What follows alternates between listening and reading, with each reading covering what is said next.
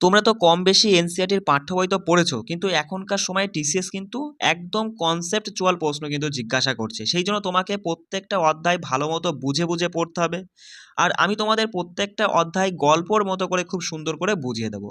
আর একটা কথা বলি, তোমরা যারা এই যে গ্রুপটির জন্য প্রিপারেশন নিচ্ছ, তোমাদের হাতে কিন্তু আর মাত্র 3 মাস মতো সময় আছে। তার মধ্যেই কিন্তু হট করে একদিন নোটিফিকেশন তুমি পেয়ে যাবা যে গ্রুপটির এক্সাম ডেট প্রকাশিত হয়ে গেছে। সেই জন্য বলছি, মনোযোগ দিয়ে এই 2-3 মাস সময় কিন্তু ভালো করে পড়ো। আর একটা কথা, তোমাদের এনসিইআরটির নতুন সিলেবাস মানে সিলেবাসের একটু পরিবর্তন ঘটেছে। নতুন সিলেবাস অনুযায়ী কিছু কিছু বিষয় বাদ গিয়েছে, কিছু কিছু যুক্ত হয়েছে। তা কথাটা হচ্ছে দাদা, আমরা কি করব? পুরনো সিলেবাস অনুযায়ী পড়বো নাকি নতুন সিলেবাস অনুযায়ী পড়বো? দেখো, যেহেতু তোমাদের পরীক্ষার আর 2 থেকে 3 মাস সময় আছে, তাই আমি বলবো তোমরা কিন্তু পুরনো সিলেবাস অনুযায়ী কিন্তু পড়ে নাও। তার সাথে নতুন সিলেবাস অনুযায়ী যে যে বিষয়গুলো বা যে যে টপিকগুলো যুক্ত হয়েছে সেগুলো কিন্তু তোমাকে পড়তে হবে। তা আমরা প্রথমেই দেখব পুরনো সিলেবাস অনুযায়ী আমাদের কি কি পড়তে হবে। আমি এখানে নবম শ্রেণীর কথা বলছি। এনসিইআরটির নবম শ্রেণীর পুরনো সিলেবাস অনুযায়ী আমাদের পদার্থের মানে আমাদের চারপাশের পদার্থটা পড়তে হবে। আমাদের চারপাশের পদার্থ কি বিশুদ্ধ, এটাও পড়তে হবে। পরমাণু অণু, এটা পড়তে হবে। পরমাণুর গঠন পড়তে হবে। জীবনের মৌলিক এককটা পড়তে হবে। কলা পড়তে হবে, তাই না? এবার দেখো, আমরা কিন্তু পুরনো সিলেবাস অনুযায়ী এই যে জীবজগতের বৈচিত্র্য, এটা কিন্তু পড়তে হয়নি, কিন্তু নতুন সিলেবাস অনুযায়ী এটা কিন্তু আমাদের পড়তে হবে, সেটা আমরাও পড়ব। দেখো, আর গতি আমাদের পড়তে হবে পুরনো সিলেবাস অনুযায়ী। আগে বলছি, শুনে নাও। বল ও গতির সূত্রাবলী, মহাকর্ষ, কার্যশক্তি, শব্দ এবং খাদ্য সম্পদের উন্নতি সাধন, এই সমস্ত অধ্যায়গুলো কিন্তু আমাদের পুরনো সিলেবাস অনুযায়ী পড়তে হবে। এবার নতুন সিলেবাস অনুযায়ী কিছু কিছু বিষয় বাদ গেছে, কিছু কিছু বিষয় নতুন হয়ে যুক্ত হয়েছে, সেগুলো কিন্তু আমরা পড়ব। তা আজকের এই ক্লাসে দেখো, আমি তোমাদের এই যে আমাদের চারপাশের পদার্থ, এই অধ্যায়টা একটু গল্পর মতো করে বুঝিয়ে দিই, কারণ তোমরা তো 2-3 বার পাঠ্য বই পড়েছো। এবার আমার কথাগুলো একটু মনোযোগ দিয়ে শুনবে। দেখবা দেখবা পুরো অধ্যায়টা তোমার খুব ভালো মতো রপ্ত হয়ে যাবে। যেভাবেই কনসেপচুয়াল প্রশ্ন করুক না কেন, তুমি খুব ভালো মতো অ্যান্সার করতে পারবে। চলো, মনোযোগ দিয়ে শুনবা। আচ্ছা, আমাদের চারপাশের পদার্থ, দাদা পদার্থ কাদেরকে বলছি? দেখো, তুমি যদি তোমার চারপাশে তাকাও, তুমি কি দেখবা? ঘর বাড়ি, বই খাতা, ইট পাথর, গাছপালা, পশু পাখি, মানুষজন, নদী নালা, কত কিছুই না আমরা দেখব। তা এই সমস্ত কিছুই কোনো না কোনো উপাদান দিয়ে তো তৈরি, তাই না? তা সেই উপাদানকেই বিজ্ঞানীরা কি বলেছেন? পদার্থ বলেছেন। দেখো, বিজ্ঞানীরা কি বলছে? যে বিশ্ব ব্রহ্মাণ্ডের সমস্ত কিছুই কোনো না কোনো উপাদান দিয়ে তো সেটা তো তৈরি আছেই। তা বিজ্ঞানীরা তাদের নাম কি দিল? পদার্থ। সেটা তুমি বাতাস বলো, যে খাবার খাও সেই খাদ্য বলো, পাথর, মেঘ, নক্ষত্র, উদ্ভিদ, প্রাণী, এক বিন্দু জল, একটা বালির কণা, যা কিছুই বলো না কেন, সবই কিন্তু পদার্থ। এবার দাদা, পদার্থ তো আমরা বলবো, তার কি কি থাকতেই হবে? দেখো, পদার্থর ভর এবং আয়তন এই দুটো থাকতেই হবে, তবেই আমরা কিন্তু বলবো হ্যাঁ, এটা একটা পদার্থ। যেমন একটা পাথর, এই একটা পাথর, এর ভর আছে। ভর মানে কি? এ কি পরিমাণ কণা বা কি পরিমাণ হচ্ছে পরমাণু দ্বারা গঠিত, সেটাই হচ্ছে তার ভর, তাই না? আর আয়তন মানে বলতে পারো যে পাথরটা কতটা জায়গা দখল করে আছে, সেটাই তার আয়তন। অর্থাৎ পদার্থ আমরা তাকেই বলবো যার ভর এবং আয়তন দুটোই থাকবে, তাহলে তাকেই আমরা পদার্থ বলবো। এবার প্রাচীন ভারতীয় দার্শনিকগণ দেখো কি বলছে।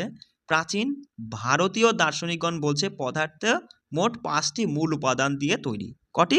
5টি মূল উপাদান দিয়ে তৈরি। এই বায়ু, পৃথিবী, অগ্নি, আকাশ, জল, এই 5টি মূল উপাদান দিয়ে তৈরি, যাকে পঞ্চতত্ত্ব বলেছে। তোমার এই গ্রিক দার্শনিকগণরাও কিন্তু একই মতামত দিয়েছে পদার্থ সম্পর্কে। কেমন? এবার দেখো, বর্তমান সময়ে বিজ্ঞানীরা কি বলছে। বর্তমান সময়ে বিজ্ঞানীরা পদার্থকে দুটো শ্রেণীতে ভাগ করেছে। তারা পদার্থকে দুটো ভাগে ভাগ করেছে। এক দেখছে ভৌত ধর্মের ভিত্তিতে, এক দেখছে রাসায়নিক ধর্মের ভিত্তিতে। এই ভৌত ধর্ম এবং রাসায়নিক ধর্মের ভিত্তিতে পদার্থকে দুটো শ্রেণীতে ফেলে দিল। দেখো, বিষয়টা বোঝো। ভৌত ধর্ম মানেই ভৌত পরিবর্তন, আর রাসায়নিক ধর্ম মানেই রাসায়নিক পরিবর্তন, যেখানে রাসায়নিক বিক্রিয়া সংঘটিত হয়। তা প্রথমে আমরা ভৌত ধর্ম সম্পর্কে বুঝবো। সিম্পল ব্যাপার দাদা। যেখানে যেমন দেখো, একটা বরফকে তুমি তাপ দিলে সেই বরফটা গলে জল হয়ে গেল, তাই না? তা বেশ ভালো কথা, জল তো হলো। এবার এই জলটাকে কি কোনো রকম কিছু করে কি তুমি আগের অবস্থায় ফিরিয়ে নিয়ে যেতে পারবে? বরফ বানাতে পারবে? অবশ্যই। জল থেকে তাপটা যদি আমরা বার করে নিই, ঠান্ডা করি, শীতল করি, তাহলে সেটা বরফ হয়ে যাবে, অর্থাৎ আগের অবস্থায় ফিরে যেতে পারলাম। তাহলে এক্ষেত্রে কিন্তু আমরা বলবো ভৌত পরিবর্তন ঘটেছে। যেখানে আগের অবস্থায় ফিরে যাওয়া যায় সেটা হচ্ছে ভৌত পরিবর্তন। বিষয়টা বোঝো। বা বলতে পারো দাদা, পদার্থের এমন একটা পরিবর্তন যেখানে কি কেবলমাত্র বাইরের দিকের পরিবর্তন ঘটে, মানে বর্ণ, গন্ধ, দৃঢ়তা, তারল্য বা তোমার গলনাঙ্ক, স্ফুটনাঙ্ক, এই সমস্ত পরিবর্তন ঘটে, সেগুলোই হচ্ছে ভৌত পরিবর্তন বা ভৌত ধর্মের মধ্যে পড়ছে। আর রাসায়নিক ধর্ম বা রাসায়নিক পরিবর্তনের কথা বলে যেখানে একটা পদার্থ সম্পূর্ণ বা মানে একদম পুরোপুরিভাবে নতুন কিছু তৈরি করে ফেলছে, সেটাই হচ্ছে রাসায়নিক পরিবর্তন। যেমন একটা কাঠকে তুমি পুড়িয়ে ছাই বানিয়ে দিলে, একটা কাঠকে পুড়িয়ে কি বানালে, ছাই বানিয়ে দিলে।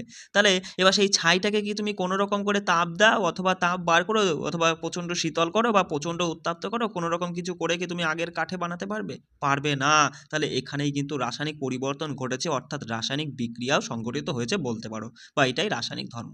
বুঝতে পারলে? তাহলে এই দুই ধর্মের উপর ভিত্তি করে পদার্থকে দুটো ধাপে বিজ্ঞানীরা ফেলে দিল। ঠিক আছে, এবার আমরা দেখব যে দাদা আসলে পদার্থ কিরকম দেখতে হয়। তা আমি তোমাকে দুটো বিবৃতি দিচ্ছি। 1 নম্বর আমি তোমাকে বলছি, তুমি বলবা কোনটা সঠিক। হ্যাঁ, 1 নম্বর বিবৃতি তোমাকে দেওয়া হলো যে পদার্থ হলো কাঠের ব্লকের মতো নিরবিচ্ছিন্ন। 2 নম্বর বিবৃতি আমি বলছি যে পদার্থ বালির মতো কণা দিয়ে তৈরি। তা বলো নিম্নলিখিত কোনটি সত্য বা কোনটি মিথ্যা? শুধুমাত্র এক সত্য, না উভয়ই সত্য, না উভয়ই মিথ্যা?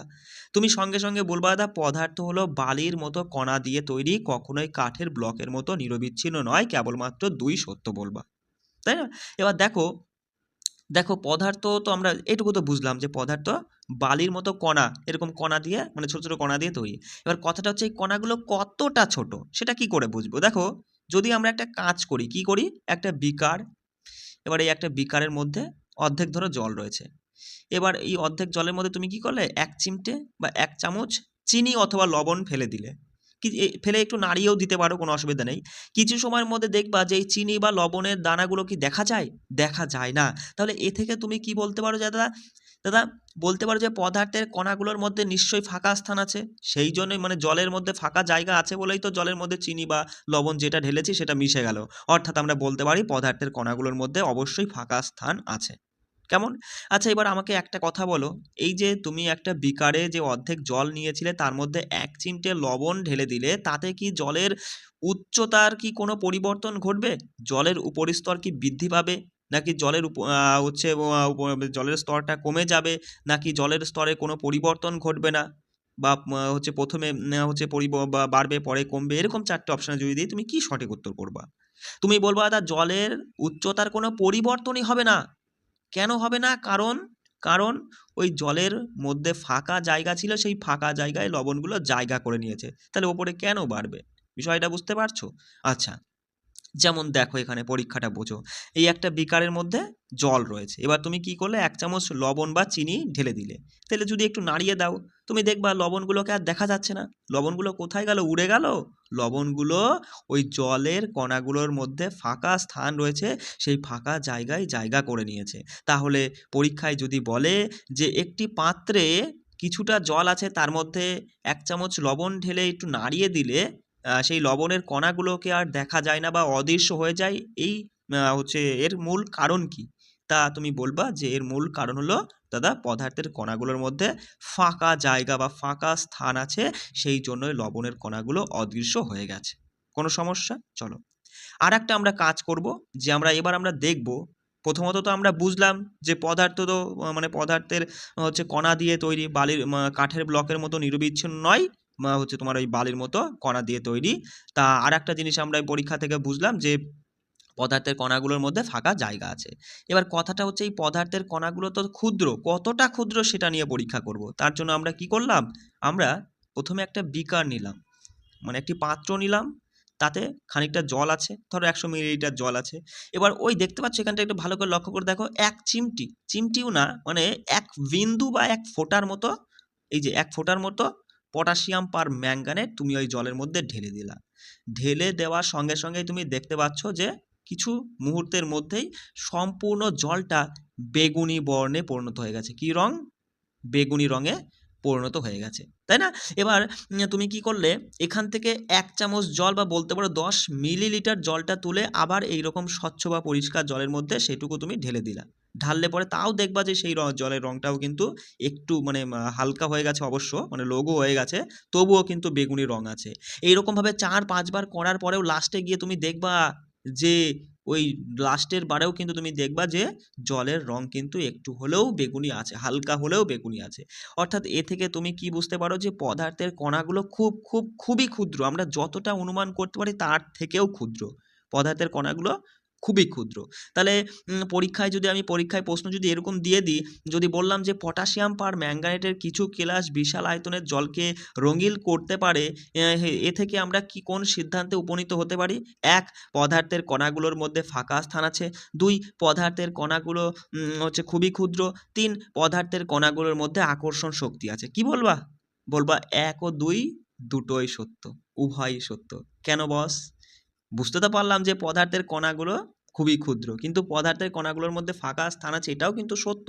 এখান থেকে কিন্তু এটাও বোঝা যাচ্ছে, কারণ কি ফাঁকা স্থান আছে বলেই তো ওই পটাশিয়াম পারম্যাঙ্গানেটের কেলাসটা তোমার এই জলের মধ্যে জায়গা করে নিয়েছে।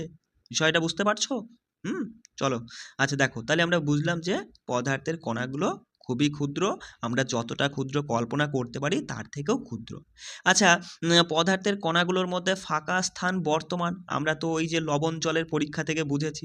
তাহলে দেখো, পড়ে নাও, এই দেখো, চিনি অথবা লবণ জল, মানে চিনি জল, লবণ জল, ডেটল বা পটাশিয়াম পারম্যাঙ্গানেটের জল, মানে পটাশিয়াম জলের মধ্যে পটাশিয়াম পারম্যাঙ্গানেট মেশাও, তাহলেও তুমি দেখতে পাবা যে ওই পদার্থের কণাগুলো সারা জায়গায় ছড়িয়ে গেছে, মানে পটাশিয়াম পারম্যাঙ্গানেটের। অথবা ডেটল মেশায়ও যদি তুমি পরীক্ষা করো তাহলে দেখবা বারবার লঘুকরণ করার পরেও কিন্তু একটু হলেও লাস্টে গিয়ে গন্ধ ঠেকে যাবে। তা এগুলো যা কিছুই করো না কেন, এই সকল পরীক্ষাগুলো থেকে আমরা এই সিদ্ধান্তে আসতে পারি যে পদার্থের কণাগুলোর মধ্যে যথেষ্ট পরিমাণ ফাঁকা জায়গা রয়েছে এবং পদার্থের কণাগুলো খুবই ক্ষুদ্র। ঠিক আছে?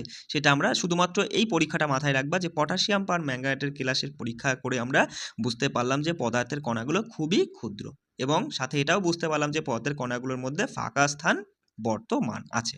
চলো, এবার কথাটা হচ্ছে দাদা, পদার্থের কণাগুলো নিরবিচ্ছিন্নভাবে যে গতিশীল কি করে বুঝবো? কি করে বুঝবো? আমরা কি করলাম একটা শ্রেণীকক্ষে তুমি কি করলে, মানে তোমাদের ক্লাসরুমের মধ্যে একটা কোণে তুমি একটা সুগন্ধি ধূপকাঠি ধরিয়ে রাখলে, সঙ্গে সঙ্গে ম্যাডাম এই পাশ দিয়ে ঢুকেই বললো যে কি ব্যাপার, ঘরটা এত সুগন্ধ, মানে এত সুগন্ধ আসছে কোথা থেকে ঘরে? তখন বলে ম্যাডাম ওই কোণে ওই দেখো ধূপকাঠি ধরিয়ে রেখেছি, ওই জন্য সারা ঘরটা গন্ধে ছড়িয়ে গেছে। তার মানে তুমি কি বুঝলে যে পদার্থের কণাগুলো কি নিরবিচ্ছিন্নভাবে গতিশীল, সেই জন্যই তো ওই গন্ধটা, গন্ধ মানেই কি একটা গন্ধ। গন্ধ কি বলতো? গন্ধ কি পদার্থ? তুমি বলবো অবশ্যই গন্ধ পদার্থ, তাই না? কারণ গন্ধ হচ্ছে বাতাস আর কি, তাই না? যে যে একটা ধূপকাঠি ধরে যে ধোঁয়াটা উৎপন্ন হচ্ছে সেটাও তো বাতাস। তাহলে আমরা পড়েছি জল, বাতাস যা কিছুই বলো না গেলে সবই কিন্তু পদার্থ। তাহলে ধোঁয়াটাও কিন্তু একটা ধোঁয়া বা গন্ধ, এটাও কিন্তু পদার্থ, আর এটা চারিদিকে ছড়িয়ে গেছে, তাই না? আর সেই জন্যই কি তুমি বলবা দাদা যে একটা শ্রেণীকক্ষে ধূপকাঠির শলাকা ধরিয়ে রাখলে তার গন্ধ সারা ঘরে ছড়িয়ে পড়ে। এ থেকে আমরা বুঝতে পারি যে পদার্থের কণাগুলো নিরবিচ্ছিন্নভাবে গতিশীল। কেমন? চলো। আচ্ছা, ২ নম্বর কাজটা দেখো। এই কাজটা, মানে এই কাজগুলো আমি বলে দিচ্ছি শোনো। ধরো তোমাকে বললাম যে জলের মধ্যে ১ ফোঁটা কালি তুমি ফেলে দিলে। তাহলে তুমি কি দেখবা? তুমি দেখবা ধীরে ধীরে ওই কালিটা সারা জলের মধ্যে ছড়িয়ে যাচ্ছে। তাই না বস? তার মানে এ থেকেও বুঝতে পারো যে পদার্থের কণাগুলোর মধ্যে গতিশক্তি আছে, ওই জন্যই তো সারা জায়গা ছড়িয়ে গেল। বা ধরো এই পাত্রে জল আছে, তুমি কি করলে ১ ফোঁটা বা কিছুটা মধু তুমি ফেলে দিলে। ১ম এ তো মধুটা নিচে এসে টপ করে পড়ে গেল, তাই না? তারপরে তুমি দেখবা যে কিছু সময়ের মধ্যে কিন্তু সেই মধুটাও আস্তে আস্তে জলে ছড়িয়ে যাচ্ছে। বিশেষ করে কালি ফেললে পরীক্ষাটা ভালো বুঝতে পারবা, কারণ মধুতে কিন্তু কালির থেকে ধীরে হয়। ঠিক আছে?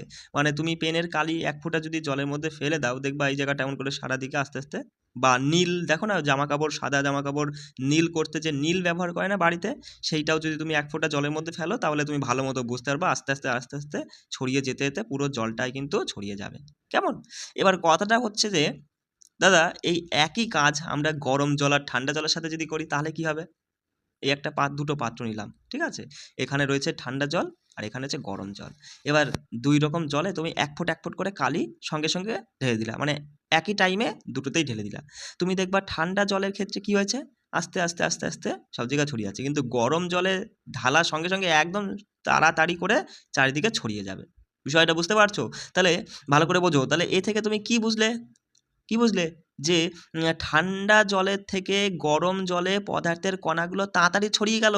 মানে তাড়াতাড়ি এদিক ওদিক ছড়িয়ে গেছে, অর্থাৎ দ্রুত গিয়েছে।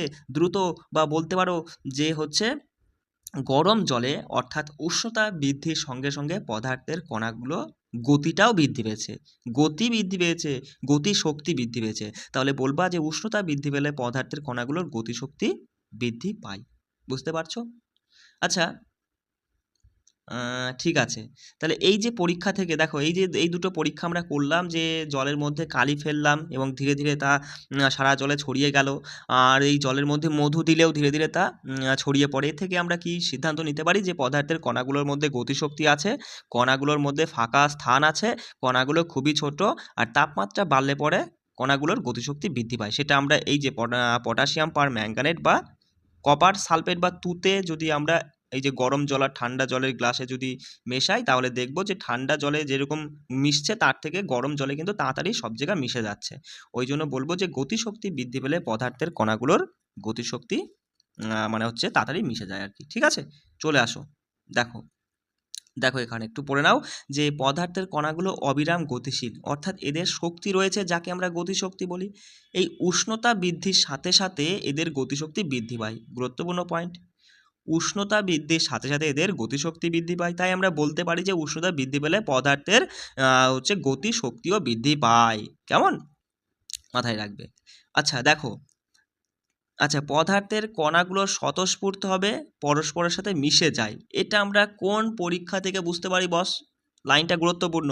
আমি তোমাকে বললাম যে জলে এক ফোঁটা কালি দিলে তা ধীরে ধীরে নিজে থেকেই জলে ছড়িয়ে পড়ে। তোমাকে কিন্তু লাঠি বা কিছু ব্যবহার করতে হচ্ছে না। যদি তুমি কিছু ব্যবহার করো তাহলে তো খুব তাড়াতাড়ি হবে, কিন্তু যদি কিছু ব্যবহার না করো তাহলেও কিন্তু নিজে থেকেই জলে ছড়িয়ে পড়বে। এ থেকে আমরা কি লক্ষ্য করতে পারি? যে পদার্থের কণাগুলো স্বতঃস্ফূর্তভাবে কি পরস্পরের সাথে মিশে যায়। এই রকম হয় কারণ কণার মধ্যবর্তী ফাঁকা জায়গায় এরা দখল করে নেয়। তাই আমরা বলতে পারি দুটো ভিন্ন পদার্থের কণাগুলো এই রকম নিজেদের মধ্যে স্বতঃস্ফূর্তভাবে মিশে যাওয়াটাই হলো ব্যাপন। বুঝতে পারছো?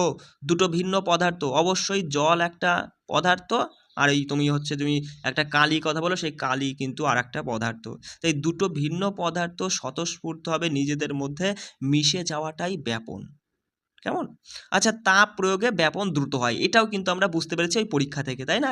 গরম জল ঠান্ডা জলের পরীক্ষা থেকে আমরা এটাও বুঝতে পেরেছি তাপ প্রয়োগে ব্যাপন দ্রুত হয়।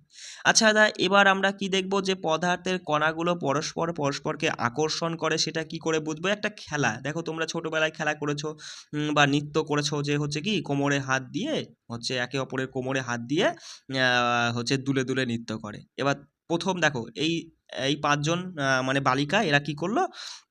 কোমরে হাত দিয়ে নৃত্য করছে। এরকম আরও একটা দল আছে যেখানে আরও পাঁচজন বালিকা, তারা হচ্ছে হাতে হাত দিয়ে, ঠিক আছে, হাতে হাত দিয়ে, কোমরে নয়, হাতে হাত দিয়ে নৃত্য করছে। তারপরে আরও পাঁচজন বালিকা যারা হচ্ছে দেখো আঙুলে আঙুল ধরে নৃত্য করছে। তাহলে বলো তো বস, কাদেরকে মানে পৃথক করা সব থেকে সোজা হবে আর কাদেরকে পৃথক করা কঠিন হবে? তুমি বলবা যারা আঙুলে আঙুল মানে আঙুল ধরে নাচ করছিল তাদেরকে কিন্তু খুব সহজেই ছাড়ানো যাবে, আলাদা করা যাবে, তাই না? আর যারা কোমরে হাত দিয়ে নাচ করছো তাদেরকে কিন্তু ছাড়াতে গেলে আমাদের বেশি শক্তির প্রয়োজন বা বেশি বলের প্রয়োজন বা বেশি অসুবিধা হবে। বিষয়টা বুঝতে পারছো? মানে ঠিক এই রকম উদাহরণের সাথে আমরা বলতে পারি যে পদার্থের কণাগুলো পরস্পরকে আকর্ষণ করে। দেখো এই উদাহরণ মানে এই কাজগুলো কিন্তু তোমাকে জানতে হবে, কারণ এই কাজের উপর ভিত্তি করে পরীক্ষায় প্রশ্ন আসছে। কেমন? তা এখান থেকে দেখো, হ্যাঁ, এখান থেকে দেখো তোমার হচ্ছে যেমন এই যে কঠিন পদার্থ, যেমন এই লোহার কথা যদি বলি, একটা লোহার পেরেক নিলে, এক টুকরো চক নিলে, একটি রাবার নিলে, তাহলে বলো এই যে এই তিনটে জিনিসকে তোমাকে যদি আমি ভাঙতে দিই বা ভাঙতে, কাটতে, বা তোমার হচ্ছে কি যে কোনোভাবেই তুমি এদেরকে গুঁড়ো গুঁড়ো করতে বললাম তোমাকে, ঠিক আছে, তাহলে তুমি বলো তো লোহার পেরেকটা ভাঙতে তোমার ভালো মানে বেশি কষ্ট হবে চকের টুকরোটা নাকি রাবারের ব্যান্ডটা? সঙ্গে সঙ্গে বলবা দাদা লোহার পেরেকটাকে যদি আমাকে ভাঙতে হয় আমাকে বিরাট পরিমাণে শক্তি ব্যয় করতে হবে, তাও আমরা ভাঙতে পারবো কি সন্দেহ, তাই না? কিন্তু চককে আমরা খুব সহজেই পটাশ করে ভেঙে ফেলতে পারবো, কিন্তু একটা রাবারকে যদি আমরা ভাঙতে চাই বা বেঁকিয়ে যাবে কিন্তু টেনে ওটাকে ছিঁড়ে ফেলতে পারবো, পেরেকটাকে কখনোই ছিঁড়তে পারবো না, তাই না? তাহলে এর মধ্যে সব থেকে শক্ত বা কঠিন কি? তুমি বলবা এই লোহার পেরেক কিন্তু সব থেকে শক্ত বা কঠিন, তাই না? তার মানে তার থেকে একটু কম হচ্ছে রাবারের, তার থেকে কম হচ্ছে চকের, কারণ চককে খুব সহজেই আমরা ভেঙে ফেলতে পারবো। এই থেকে আমরা বুঝতে পারি যে পদার্থের কণাগুলোর মধ্যে কি আছে, পদার্থের আকর্ষণ বল রয়েছে, মানে কঠিন পদার্থের কণাগুলো একে অপরকে শক্তপোক্ত করে ধরে রেখেছে, মানে পেরেকের কণাগুলো খুবই শক্ত করে ধরে রেখেছে, ওই জন্য আমরা ওকে ভাঙতেই পারলাম না। কিন্তু চকের মধ্যেকার কণাগুলো, এদের মধ্যে আকর্ষণ বল একটু কম, এই জন্য এদেরকে আমরা কি সহজেই ভেঙে ফেলতে পারলাম। কিন্তু রাবারের মানে যে একটা ব্যান্ড বা রাবার নাও, তাও কিন্তু তার মধ্যেও কিন্তু যে পদার্থ রয়েছে তার কণাগুলোর মধ্যে কিন্তু আকর্ষণ শক্তি মাঝারি রয়েছে, সেই জন্য ওটাকেও আমরা ভাঙতে পারলাম না, বেশি বল প্রয়োগ করলে পরে তখন ছিঁড়ে ফেলতে পারলাম, তাই না? তা এই কাজগুলো থেকে, এই তিনটে কাজ থেকে, হ্যাঁ, এই হচ্ছে লোহা পেরেকের টুকরো একটা কাজ গেল। আচ্ছা, এখানে একটা কাজ বলি, দেখো এই কাজটাও একটু বলে দিই, কারণ কাজগুলো অবশ্যই পড়বা। ধরো আমি তোমাকে বললাম যে একটি পাত্রে জল রয়েছে, তুমি তোমার হাত দিয়ে বা আঙুল দিয়ে জলটাকে কেটে ফেলো, পারবা? পারবা না কাটতে, কারণ তুমি হাত দিয়ে করবা, মানে এরকম হাত চালাবা, তারপরে তুমি হচ্ছে দেখবা হাতের আঙুল যেই সরিয়ে নিবা তখন দেখবা জল আবার জায়গায় চলে এসছে। তুমি কাটতে পারছো? কাটতে পারছো না। তাহলে এ থেকেও আমরা বলতে পারি যে জলের কণাগুলোর মধ্যেকার আকর্ষণ শক্তির জন্যই কিন্তু আমরা ওদেরকে কাটতে পারলাম না, তাই না? এগুলো সবই কিন্তু যে কোন পদার্থের কোন ধর্মকে নির্দেশ করে, যে পদার্থের কণাগুলোর মধ্যে আকর্ষণ শক্তি আছে, কেমন? তো দেখো, এই ওপরে তিনটি কাজ আমাদের বোঝায় যে পদার্থের কণাগুলোর মধ্যে এক প্রকার বল কাজ করছে, যা পদার্থের কণাগুলোকে একসাথে ধরে রাখতে সাহায্য করে। এই আকর্ষণ বলের মাত্রা পদার্থের প্রকারভেদে বিভিন্ন রকমের হয়, যেমন লোহার ক্ষেত্রে খুব বেশি হয় এই আকর্ষণ বলটা, তাই না? তারপরে হচ্ছে চকের ক্ষেত্রে কম হয়, জলের ক্ষেত্রে আরো কম হয়, তাই না? চলো, এবার দেখো, আমি তোমাকে বললাম নিচের কোনগুলো পদার্থ বলো। চেয়ার কি একটা পদার্থ? অবশ্যই বলবে। বায়ু অবশ্যই পদার্থ। ভালোবাসা, ভালোবাসা দাদা কখনোই পদার্থ নয়, এটা একটা অনুভূতি। গন্ধ, এটাও পদার্থ, কিন্তু ঘৃণা, ঘৃণা করা কাউকে, এটাও কিন্তু পদার্থ নয়। বাদাম তো পদার্থ হবেই। চিন্তা করা কি পদার্থ? না, চিন্তা করা পদার্থ নয়। ঠান্ডা কি পদার্থ? এটাও কিন্তু পদার্থ নয়, এটা একটা অনুভব করা। লেবু কিন্তু পদার্থ। জল, পারফিউমের গন্ধ, এই গন্ধ কিন্তু অবশ্যই পদার্থ। বিষয়টা বুঝতে পারছো? ধোঁয়ার মাধ্যমে গন্ধ চলে আসছে, অর্থাৎ এই গন্ধটাও কিন্তু পদার্থ, মাথায় রাখবে, কেমন? চলো আমি তোমাকে এবার একটা প্রশ্ন করি, বললাম যে নিজে উত্তর করবা, আমি তিনটে অপশন দেব। বললাম গরম রান্না করা খাবারের গন্ধ কয়েক মিটার দূর থেকে পাওয়া যায়, কিন্তু ঠান্ডা খাবারের গন্ধ পেতে গেলে তোমাকে কাছে যেতে হবে, নিম্নলিখিত সঠিক কারণটি নির্দেশ করো। ১ নম্বর কারণ দিলাম, পদার্থের কণাগুলোর মধ্যে ফাঁকা স্থান রয়েছে। ২ নম্বর কারণ দিলাম, পদার্থের কণাগুলোর মধ্যে আকর্ষণ শক্তি রয়েছে। ৩ নম্বর কারণ দিলাম যে তোমার হচ্ছে পদার্থের কণাগুলোর মধ্যে গতিশক্তি রয়েছে, যা উষ্ণতা বৃদ্ধির সাথে সাথে বৃদ্ধি পায়। বলো কোন কারণটা সঠিক? সঙ্গে সঙ্গে বলবা দাদা অপশন ৩ এখানে সঠিক উত্তর হবে, যে পদার্থের কণাগুলোর মধ্যে গতিশক্তি রয়েছে, যা উষ্ণতা বৃদ্ধির সাথে সাথে বৃদ্ধি পায়। বিষয়টা বুঝতে পারছো? তবেই না গরম রান্না করা খাবার আমরা খুব দ্রুত পেয়ে যাই পাশের ঘরে থেকেই, কিন্তু ঠান্ডা খাবারের গন্ধ পেতে গেলে আমাদের কাছে যেতে হয়, তবেই আমরা সেই খাবারের গন্ধটা পাই। তার মানে বুঝতেই পারছো যে উষ্ণতা বৃদ্ধির সাথে সাথে ধূপকাঠির মতো গন্ধটা তাড়াতাড়ি চলে গেছে, অর্থাৎ উষ্ণতা বৃদ্ধির সাথে সাথে পদার্থের কণাগুলোর গতিশক্তি বৃদ্ধি পায়। পরের প্রশ্নের অ্যান্সার বলো কি হবে, যে সুইমিং পুলে একজন ডুবুরি জল কেটে জল কেটে ডুব দিতে পারে, ঘটনাটি পদার্থের কোন ধর্মকে নির্দেশ করে? ১ পদার্থের মধ্যে আকর্ষণ বল আছে, ২ পদার্থের মধ্যে গতিশক্তি আছে, ৩ পদার্থ হচ্ছে একে অপরকে আকর্ষণ করে, মানে এই ৩টে অপশন দিলাম। কি কি?